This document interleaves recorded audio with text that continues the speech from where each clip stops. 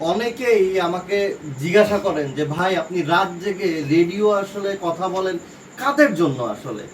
আমি যখন বাংলাদেশে থাকতাম তখনও প্রতি সপ্তাহে একদিন করে রাত্রি 10টা থেকে রাত্রি 3টা 4টা 5টা পর্যন্ত শো করেছে। তাহলে কাদের জন্য শো করতাম আজকে এটা একটু দেখাই আর কি। এই যে উনি হচ্ছে শামসুদ্দিন ভাই। শামসুদ্দিন ভাই হচ্ছে একজন দৃষ্টি প্রতিবন্ধী মানুষ। এই ঘরেই তার জগৎ, এই ঘরেই তিনি থাকেন।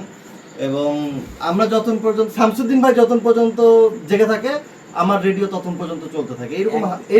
এরকম অনেক শামসুদ্দিন ভাই হয়তো বা আসলে আমাদের অনুষ্ঠান শুনে। তিনি দৃষ্টি প্রতিবন্ধী, বাট দৃষ্টি প্রতিবন্ধী হওয়ার পরেও তিনি যে ঠোঙ্গা বানানোর ব্যবসা করেন, তার কারিগর আছে। তার কারিগররা তিনি কাগজ কেটে রাখেন, কাগজ কেটে রাখার পরে কারিগর এসে নিয়ে যায়, তারা আবার ঠোঙ্গা বানিয়ে দেন, তিনি আবার পাইকারদের কাছে বিক্রি করে। এটা হচ্ছে তার জীবন। শামসুদ্দিন ভাই, কেমন আছেন আপনি? আলহামদুলিল্লাহ। এই যে রাত জেগে যে আমরা রেডিওতে কথা বলি, কেমন লাগে আসলে আপনার কাছে, বা আপনি মানে কেমন সময় কাটে আপনার? সময় কাটে মানে কি, একদিন তো কথা শুনতে শুনতে ফজর আজান দিয়ে দিল, আচ্ছা। তারপরে আপনাদের শো হলো বন্ধ। আচ্ছা। আর সেই সাথে এই যে আমাদের কমিউনিটি রেডিও বা এই রেডিও পদ্মা আসলে মানে কি মনে হয় যে আসলে আমরা কি মানুষের কাছাকাছি যেতে পারি কিনা, বা মানুষ শোনে কিনা? অবশ্যই, না শুনলে তারপরে ফোন দিবে না। কারণ সেদিনকে আপনার ধরেন অনেক দূরে দূরে সদস্য ছিল। হ্যাঁ হ্যাঁ হ্যাঁ। আপনার ক্যারেট কলেজ ছিল, সারদা ছিল, পুঠিয়া ছিল, তারপর আপনার মোহনপুরে ছিল, অনেক সদস্য বাড়ছে। ওকে। তো আসলেই তাই যে আসলে শুধু রাজশাহী না, রাজশাহীর বাড়ি থেকে মানুষ শুনে। এবং এর মধ্যে আর একটা জিনিস আপনাকে বলা হলো না। হ্যাঁ, আমি যে তাদেরকে কাগজটা দিই, আমার ডকুমেন্টস কি, তাতে কথা। ওটা আমাদেরকে দেখায়।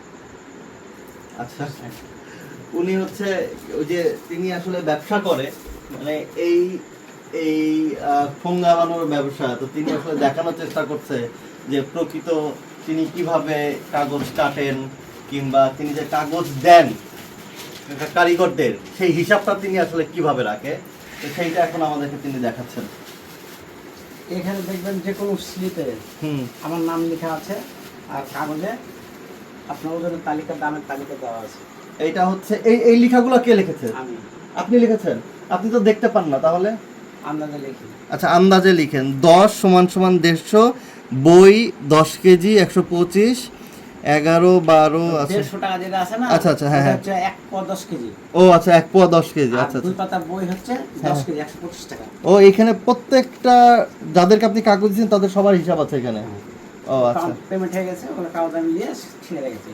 তো এই যে রাতে কথা বলার এত আগ্রহ কই থেকে পাই আসলে? হ্যাঁ, এই মানুষগুলো আমাদের রেডিও শোনার জন্যই এই সারা রাত জেগে আমি কথা বলতে পারি।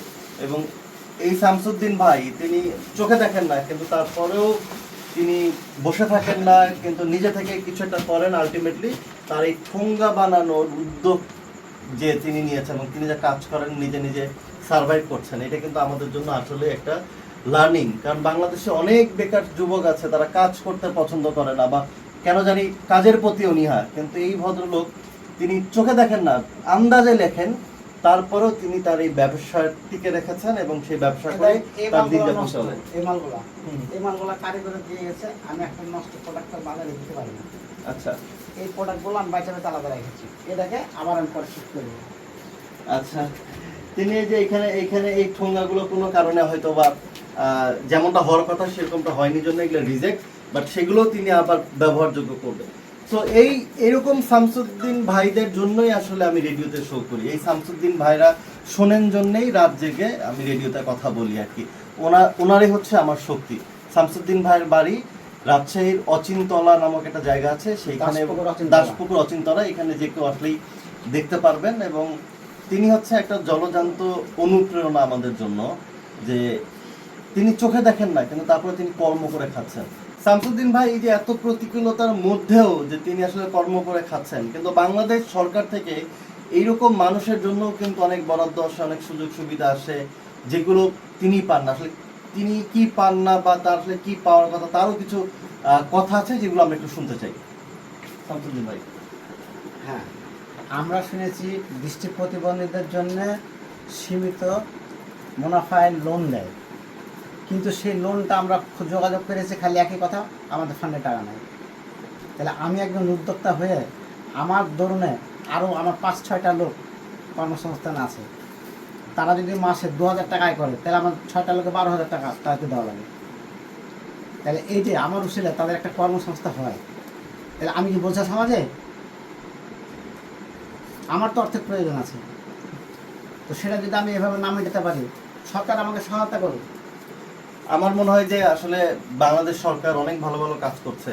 এইরকম মানুষ যদি আসলে সরকার থেকে, আমার তিনি তো তো বহু টাকার দরকার নাই। তিনি তো সাহায্য চায় না, তিনি ঋণ সহায়তা চায়, যে তাকে যদি 50,000 টাকাও দেওয়া যায় তাহলে তার এই ব্যবসাটা আর একটু বড় করবে, বড় অবশ্যই। করলেই আরো 10টা মানুষের কর্মের ব্যবস্থা হবে, সেটাও তিনি সুযোগ সুবিধা পাচ্ছেন। আমার মনে হয় যদি রাজশাহীতে যে সকল সমাজ সেবা অধিদপ্তরে যদি কেউ থাকেন, তারা যদি দেখেন, আমার মনে হয় যে এই মানুষটার পাশে দাঁড়ানো দরকার। তিনি সাহায্য চায় না, তিনি ভিক্ষা চায় না, কিন্তু তিনি যেটা চায়, ঋণ দেন। অ্যাটলিস্ট তিনি ঋণ দিলে তার ব্যবসাটা বড় করতে পারে এবং সেই সাথে আরো মানুষের কর্মসংস্থান করতে পারে।